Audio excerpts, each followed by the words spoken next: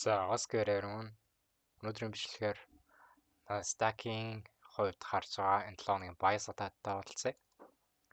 За, тэгээ миний хувьд бол daily bias, weekly bias гаргахтай хөвчлэн хамгийн том цаг буюу higher time frame daily-гээс эхэлдэг. За, түрүүчийн 7 хоногийн хувьд бол энэ super bullish байсан. Амар өсөлттэй байсан. 5 өдөр хүртэл дээшээ something like 2000 бит өссөн байна. За, all time high CFD дээр чигтсэн, futures дээр чигтсэн. Cool. За, тэгэхээр одоо яах вэ гэхээр all time high хийсэнгээд миний хувьд бол sell харахгүй. Том зургаараа шүү. Тэгэхээр ерөнхийдөө institutional movement ч гэдэг юм уу те retail-уудын institutional одоо арилжаач хөвчлэн retail-уудын л liquidity-гээр арилжж байгаа те. Тэгээд smart money ч нөрөө зах зээл дээр хэрэгжилж байгаа нийт хөрөнгийн зөвхөн 10% л эзэлдэг те. Тэгээд тухайн 10% нь нийт хэрэгжилж байгаа хөрөнгө буюу одоо энэ чинь smart money гэдэг тэмдэглэж та. За тэгэнгүүт энэ дээр үнэхээр retail гэдэг нь R гэдэг тэмдэглэж. Retail trader-уудын хөрөнгө төр ерөнхийдөө үндсэн суурь арилжаануудыг хийдэг. Зах зээл дээр эргэлдэж байгаа нийт хөрөнгө энэ зөвхөн smart money-ийн хөрөнгө байгаа гэсэн. Гэхдээ энэ smart money энэ хөрөнгийг хөдөлгөж чаддаг гэдгээр даваа талтай. Liquidation-уудыг гаргадаг, үнцөдлгөн хийдэг. За нэг жоохон эморсон бичлэг сүлд оруулсан байсан. Тэгтээ тэрэн дээрээс суйрлаад бас нэг юм хэлжээ. Nasdaq-ийн хувьд бол энэ лоог futures дээр авчихсан байгаа. Доош нь нэлийн үнцгийг орж ирсэн. За энэ чинээс өргөжлүүлээд дээшээ бид нарт structure shift хийж байгаа. Трендийн чиглэлээр ер нь бол bullish болоод иргэцэн гэдгийг харж байгаа. Мөн дээрээс нэмээ анзаарах юм бол accumulation, manipulation, distribution гэсэн энэ phase бол явагдаад дуусчихсан байгаа та. За тэгэхээр миний хувьд энэ 7 хоногийн хувьд ч гэсэн би бас bullish харна. За bullish гэхдээ бүр дахиад дээшээ бүр яг энэ түрүүчийн 7 хоногт явсан юм шиг харахгүй. Аль болох хит трендийн эсрэг чиглэл рүү өөрийгөө бас оруулж хармааргүй байна. За үнэхээр миний хувьд те байж болох хөдөлгөөн гэх юм бол түрүүчийн 7 хоногийн range буюу одоо 1-ээс 5 хүртэл high range байгаа. Short харлаа гэхэд constant incursion буюу энэний 50% equilibrium энэ дээр байгаа fair value gap байгаа. Энийг internal range liquidity буюу дотоод liquidation аваад дараа нь external range liquidity гэсэн энэ хөдөлгөөнийг үүсгэнэ гэж бодож байгаа. За өнөөдрийн хувьд бол нэг цагийн чарт гараад байна. Нэг цагийн чартан дээр бид нэр доошоо нэлээд том gapтай нэгдсэн. New week opening gap in VOG. За өнөөдөр би fund дээр нэг sell авсан. Яаж авсан бэ гэхээр яг энэ internal хөдөлгөөнийг барих гэж оролдож sell арилжаанд орсон.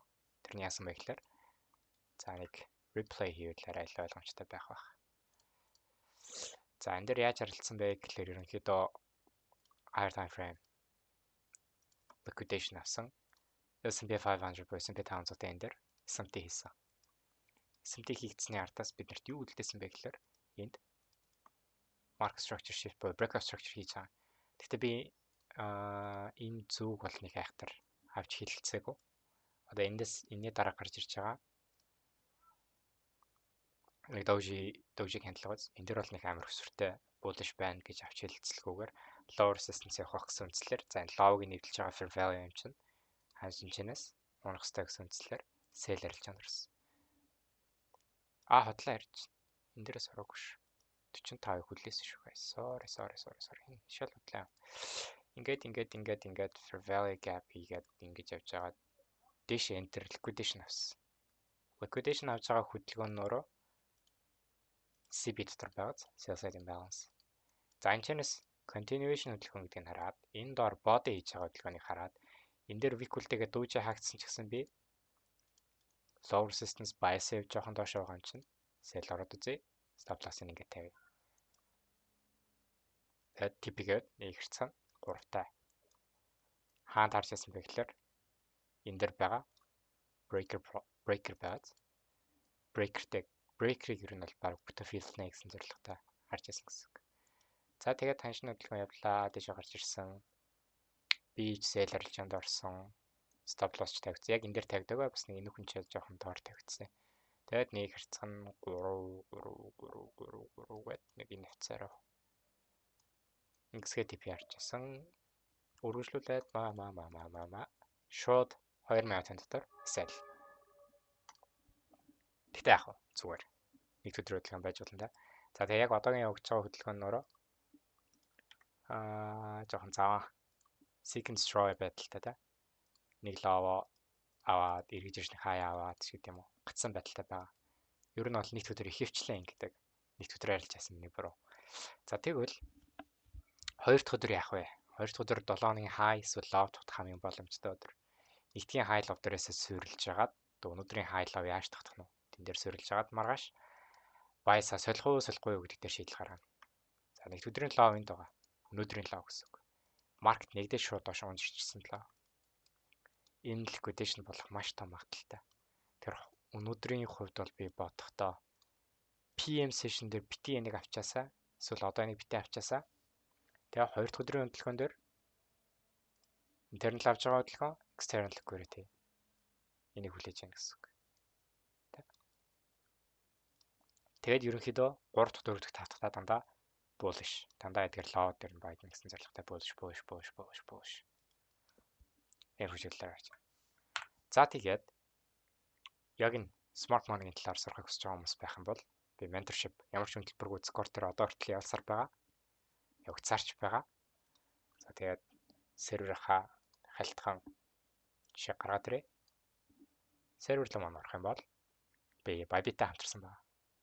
Bybit дээр deposit-аас хамаарат бонус олгогдож байгаа. Арилжааны TradeFi дээр хийж байгаа арилжааны volume арчны хамаарат USDT-ийн бонус өгж байгаа.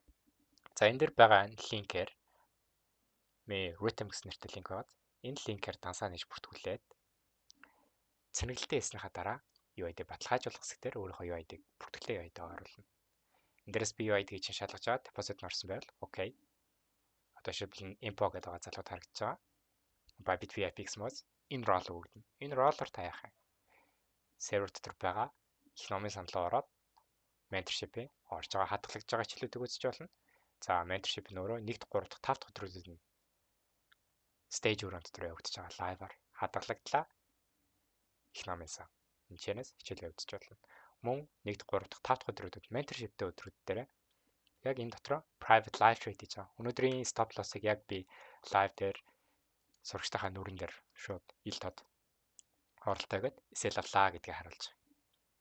Жишээлбэл чат руу ороод харах юм бол something like биш live trade гэсэн доотлогын нүрэн гэсэн үг. Энэ гарч шинээс нэг зур чат юм байна да. Энд дээрээс миний орсон селлерлж харагдаж байна та. CB дотроос. Тэгээд stop loss цоглоо. Lock out. Шилайдаад. Тэгээд орох сонирхолтой хүмүүс байвал үнэхээр ойлгохгүй байгаад юм бол энэ дотор би заавар видео оруулсан байгаа. Энэ дээр public үзэх боломжтой. Заавруудыг гараад mentorship орж ирж байна. За дараагийн имчилгээр уулзъя. Дараагийн имчилгээр яг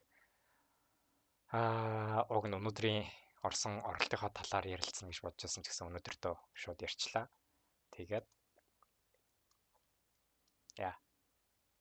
тэгээд top step дээр challenge эхэлсэн байгаа.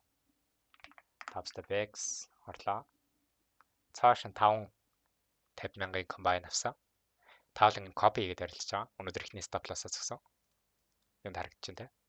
Гэж 5 аккаунт байгаа. Эдгээрийг даваад max payout хийсэн зорилгоод байгаа. За тэгээд яг энэ давах процессыг үзэх хүсэж байгаа юм бол welcome to Discord. Description хэсэг дээр линк нь үлдээч. Тэгээд дараагийн имчилгээр уулзлаа. Bye guys.